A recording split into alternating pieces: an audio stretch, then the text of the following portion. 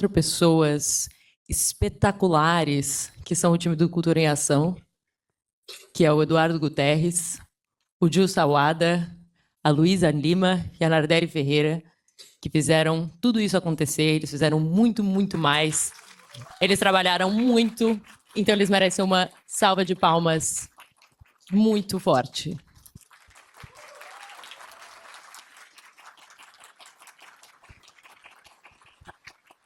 E essas 2 pessoas estão transformando a sociedade e as comunidades delas com arte. E eu não poderia pensar numa pessoa melhor que o grande Carlinhos Brown para poder conversar com eles sobre qual é esse papel da cultura na sociedade.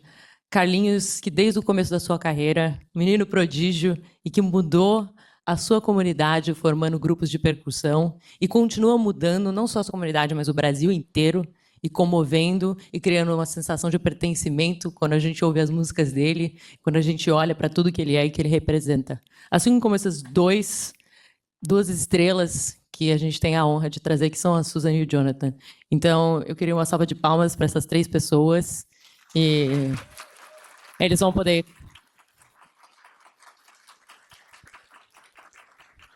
E queria convidar eles para poder conversar um pouco sobre essa história, de um ponto de vista humano, de como que é mudar as vidas com arte.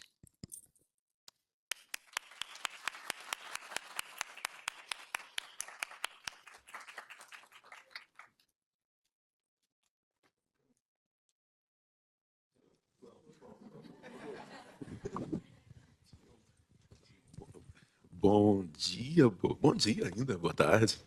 Bom dia. Vamos sentar? Bora?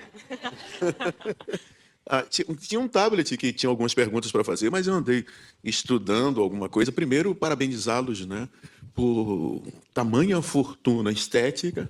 A primeira que você traz, começando com o maculelê e deixando bem explícito de onde vêm as coisas, né? A cultura Congo está viva no Brasil. O reino Congo, a cultura Banto está viva no Brasil. E ela ganha também adendos. Assim, quando a gente fala funk, a gente encontra um adendo importante. Opa! É porque é tudo ressecado aqui, a mão não segura, tem um monte de percussionista. E é tudo... E... Voltando ao assunto, a gente vê que para os grupos se afirmarem muito, né, a gente precisa de uma certa chancela externa para dizer que nós somos o Brasil. Mas hoje o que você mostra traz, sim, o que vocês mostram, traz uma mudança e um pertencimento enorme, isso tudo. E eu queria começar com você, Susan. Como você enxerga o papel da mulher no funk, especialmente na forma como o corpo feminino é representado nas letras e nas performances? E de que maneira você ressignifica ou usa o funk como uma ferramenta de empoderamento feminino, mesmo diante das contradições que existem dentro do próprio gênero? Caramba, que pergunta, hein? Profunda. Salve, salve, família. Salve, salve, Brasil, Osasco, da terra de onde eu vim. Estou muito feliz de estar aqui na presença de vocês e, principalmente, né, na presença de Carlinhos, que escuto desde pequena. Ainda estou eufórica com a dança, mas... Bom... A presença das mulheres dentro do funk ela é muito importante, porque a gente consegue falar a partir da nossa voz, da nossa narrativa. O que acontece, Carlinhos, é que muito do que é produzido, das produtoras, de quem faz as músicas, os videoclipes, são muito produzidos por homens. Então, nem todos os homens ainda têm a sensibilidade de nos ouvir e entender o nosso ponto de vista. Então, quando é produzido as músicas, quando é falado sobre o funk, é a partir dessa narrativa. E uma história que tem uma única narrativa não faz te ver a perspectiva de um todo. Então, vejo que quando há espaços para as mulheres estarem dentro do movimento do funk, elas vão falar a partir da própria narrativa. A Tamiris Coutinho, que é uma pesquisadora de funk no Rio de Janeiro, ela tem um livro muito bacana que vai falar um pouco dessa perspectiva do que é as mulheres dentro do funk e como, a partir do funk, elas se sentem empoderadas também. Porque a gente pensar, vou rebolar a bunda e as pessoas acham que isso é uma coisa vulgar. Mas, para muitas mulheres, isso é um lugar de de se sentirem bem com os próprios corpos, de se sentirem vivas. A gente tem uma ancestralidade muito profunda que já movia a pelve desde África como um lugar de conexão com a nossa saúde mesmo. Então, penso que quanto mais mulheres a gente tem dentro do movimento, mulheres conscientizadas, que têm, né, uma reflexão sobre aquilo que elas estão fazendo, mais a gente consegue evoluir. Então, penso nesse lugar. Você falou uma coisa interessante e eu tenho observado, né? A bunda, ou a tribo bundo, Sim. né? E, ao mesmo tempo, esse movimento pélvico vindo de cultos de iniciação sexual, né? E, por muitas vezes, eles se perdem na erotização. Como você poderia apropriar melhor esse sentido nas comunidades, sobretudo as comunidades de baixo poder aquisitivo, que têm gravidez, não posso dizer indesejada, mas precoce, justamente por ter uma visão, uma compreensão de o que é espiritual banaliza-se a partir da festa? Legal demais essa pergunta. Carlinhos, eu estava conversando com a Renata Prado, que é uma outra artista do funk muito importante, que está à frente da Frente Nacional das Mulheres no Funk em São Paulo, e ela me trouxe uma questão que me lembra isso. É complicado você virar para uma menina de 15 anos, na periferia, que quando ela vai tentar falar sobre assuntos sexuais, ela não tem com quem falar. Ela não tem a informação. Então, quando a gente fala de funk, a gente, obviamente, fala da questão da cultura do funk na arte, mas também o quanto isso está ligado a várias outras questões na sociedade, como, por exemplo, a saúde do corpo feminino. Então, quando uma mulher ela conhece o próprio corpo, ela sabe o que ela quer, o que ela não quer, quais são os espaços que ela vai deixar isso fluir, quais não, ela tem poderes de decisão também. O problema é que a juventude na periferia, às vezes, não tem acesso às informações, e isso faz com que coisas como gravidez indesejada, não sabe muito bem o que engravida, o que não, porque ela não conhece o próprio corpo. Então, quando eu ensino o funk, e a gente está falando de mulheres de 15 anos, mas eu dou aula para mulheres de 50, que não têm muita consciência do próprio corpo, dos próprios desejos, o que elas querem, o que elas não querem. E aí, às vezes, elas acabam em situações que elas não se sentem confortáveis, porque ninguém ensinou isso para elas. Em Goiás, que é de onde o trabalho da Ginga Funk acontece, existe muitas escolas militares.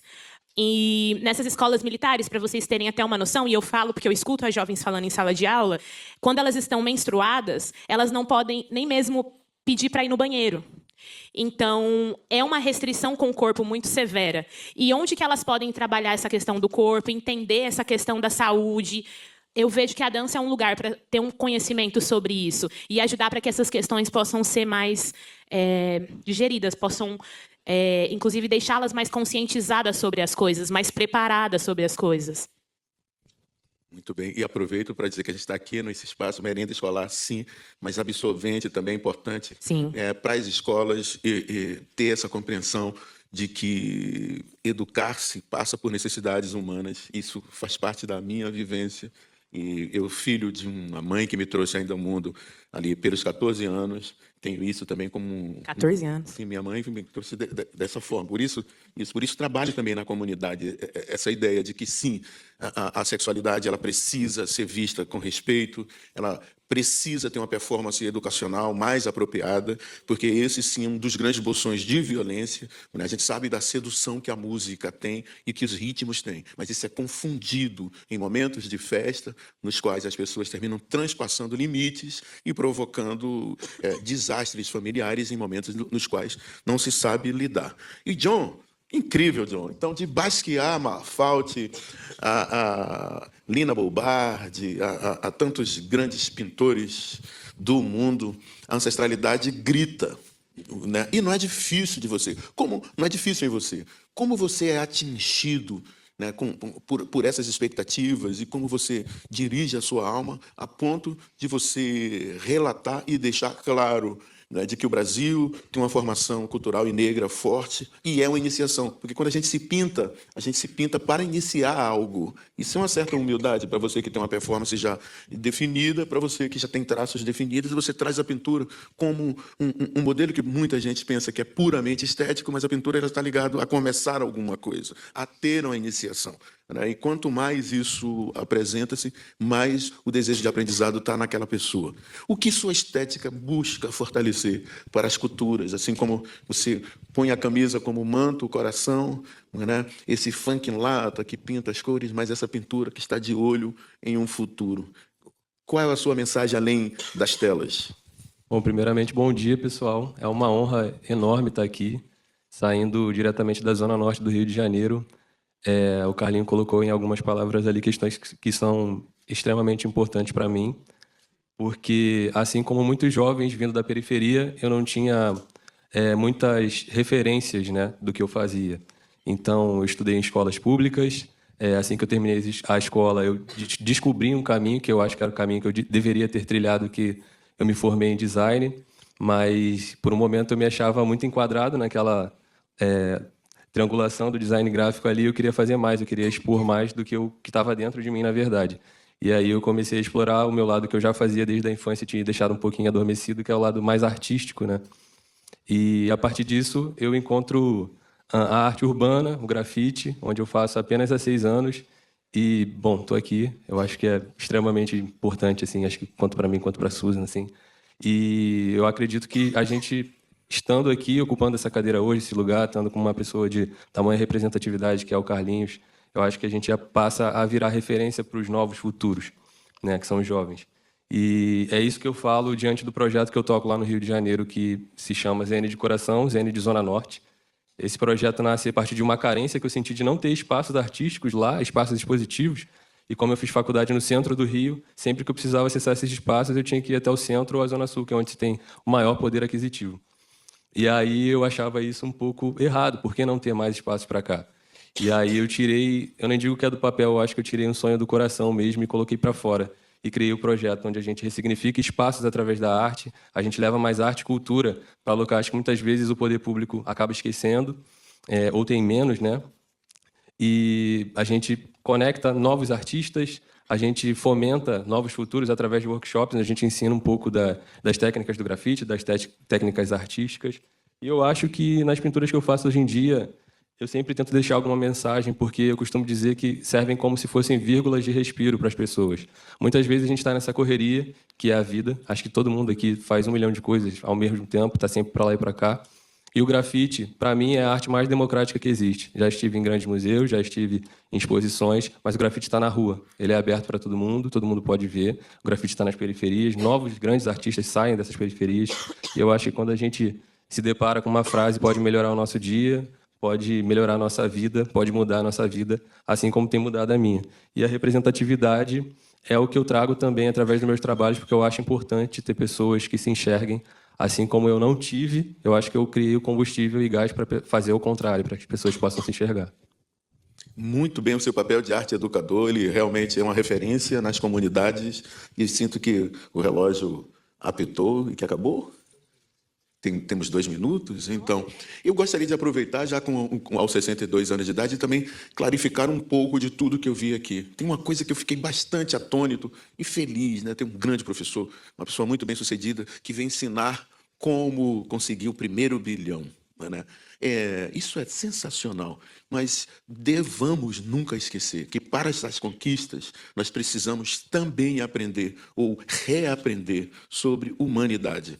O mundo está precisando urgentemente ter uma compreensão direcionada à humanidade. E esse seu serviço, esse seu servir, o seu servir, que sei que não é meritoso, mas que espelha nessa África que está em você, esse Portugal, todas essas etnias que o Brasil traz, de que verdadeiramente nos reencontramos com a humanidade como uma referência para que as nossas condições e desejos se afirmem a partir desse encontro real de olhar que o ser humano é o meu amor, não é só o meu porque é o seu. O ser humano está precisando de um olhar urgentemente. Aí sim, nós teremos grandes economias, nós teremos grandes resultados na ciência, porque afinal o sorriso é um antídoto para todas as curas. Não sei se chegou o final, mas podemos fazer uma pergunta ou tocar uma música que talvez possa sintetizar tudo isso. É possível? Então tá. Eu gostaria de fazer uma fala, Sim, antes senhora. da gente finalizar, que foi uma coisa que muito foi me perguntado, né, tanto no processo da conferência quanto para vir para cá. Eu gostaria que todos soubessem que o funk, hoje, ele é a voz da juventude no Brasil. E eu não sei se vocês conseguem ver esse símbolo, é uma adinkra, que é uma forma de escrita africana da região do Ghana, na África.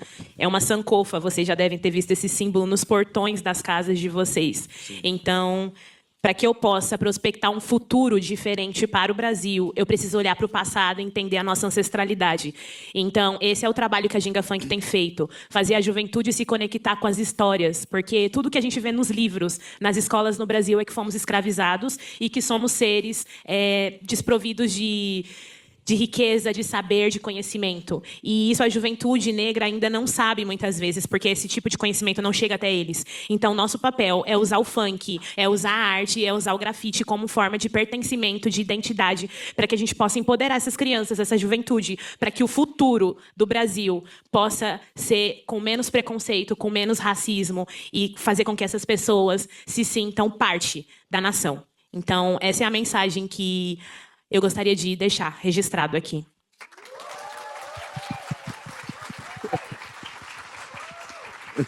Vamos de arte. Falamos muito de África e Brasil. Aí o Brasil, né, tem uma performance especial, que através da oralidade nós preservamos muito. Mas é importante imaginar que nós, oriundos afroascendentes, né, estamos muito em busca de uma conexão ou de uma reafricanização do Brasil que extinga de vez o preconceito, o racismo e etc. Mas nós não abdicamos da miscigenação como uma das conquistas também do povo africano, e acredito que isso sim trará uma coesão. E a miscigenação ela tem um significado maior do que mistura de sangues, né? Que é conhecer o outro. O preconceito ele nasce do desconhecimento. Sim. E a partir do momento que eu conheço melhor a cultura saxônica, a cultura asiática, eu posso afirmar de que eu faço parte realmente de uma globalização estética e afirmada pela ancestralidade. A oralidade está dizendo mais que os livros, e nós estamos aqui em torno disso. E o Brasil, como preservador, eu vou cantar uma canção aqui que deve estar há mais de 5.000 anos, por aí. E é justamente quando ela falou do maculelê, ele falou das pinturas, nós vamos falar desse Brasil que carrega a memória da África, que, por sua vez, também precisa retornar para reconhecer de que nós preservamos muitas coisas que na própria África já não se encontram. Mas que dê aqui nesse microfone. Bom, vamos lá para ouvir. Esse microfone.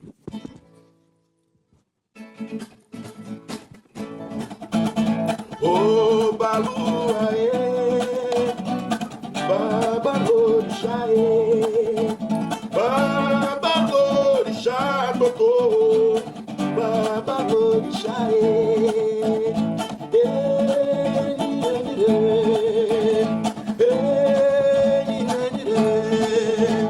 Babá, molu, xexê, salerojá, Babá, molu, xexê, Babá, molu, xexê, salerojá.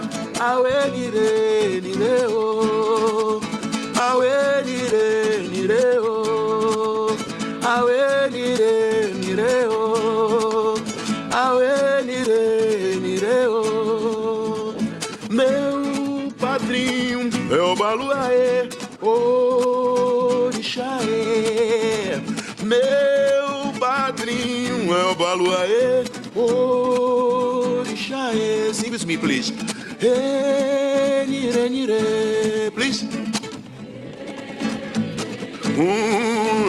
Hey, nire, nire. Babá, molu, xexê, salerojá. Babá, molu, xexê. Babá, molu, xexê, salerojá.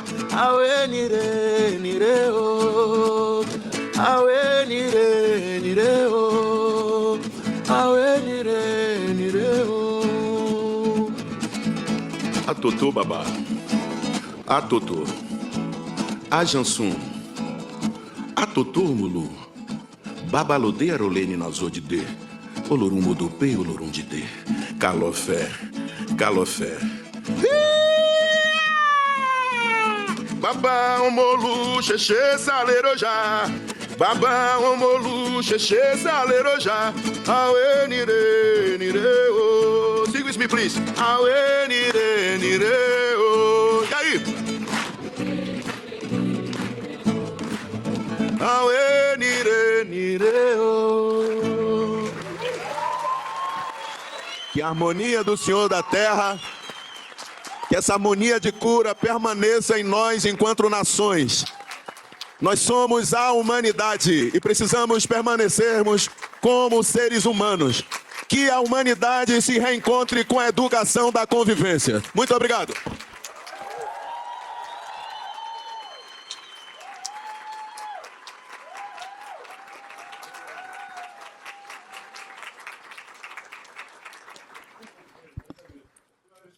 Pessoal, é muito emocionante ver todos vocês aqui.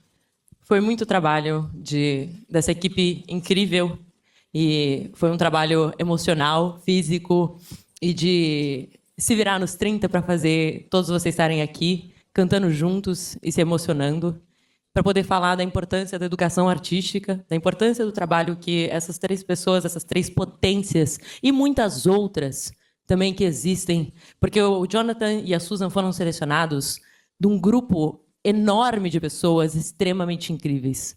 Então, para mim, é muito emocionante ver todos vocês aqui e que a gente possa trazer mais discussões e mais espaço para falar sobre educação artística aqui no Brasil. Então, eu estou muito feliz. Eu queria entregar para a Susan e para o Jonathan o prêmio deles. E eu queria também pedir para o pessoal, essa equipe pequena e poderosíssima do Cultura em Ação, que eles pudessem se levantar também, se fizessem mais uma salva de palmas para eles.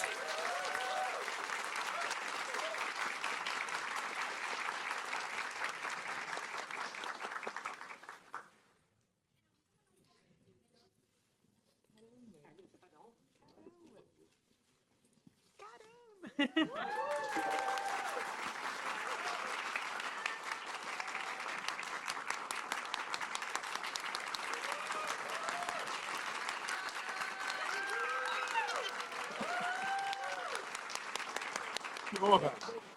Parabéns, viu?